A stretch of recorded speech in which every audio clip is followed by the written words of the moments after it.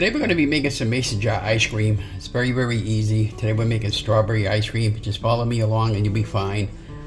We don't have any fresh strawberries today, so we're going to be using frozen strawberries. We're going to put them in the microwave for a few seconds to soften them up.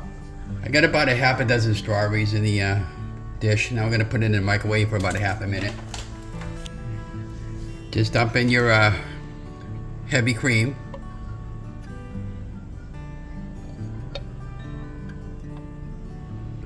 One teaspoon. Okay. And you just give it a good shake for about 2 or 3 minutes. And then you're gonna pop that in the freezer for about 3 or 4 hours until it's nice and hard. And you can leave this overnight. Okay, and this is a follow-up from the recipe we just did. Now it's been about 3 hours since the ice cream came out of the freezer. And I just want to show you what the texture looks like on the inside of the mason jar. And this is one of the strawberries I put in. Look at that, guys, huh? But it tastes absolutely fantastic. When I made this recipe, I forgot to put the confectionate syrup in, which is the keto-approved sugar.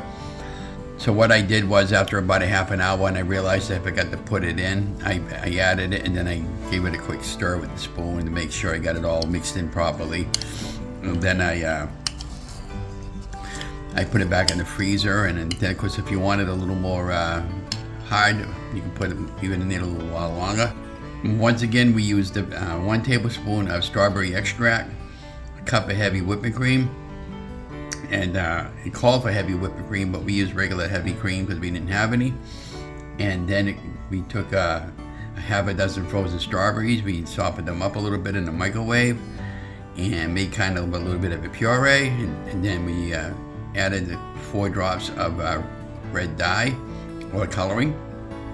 And then we did a little bit of confectionate syrup. It was 4 tablespoons and 3 tablespoons, I think that's what Joe said. But this recipe comes for you from Joe Duff, the diet chef, and I got his link below the video.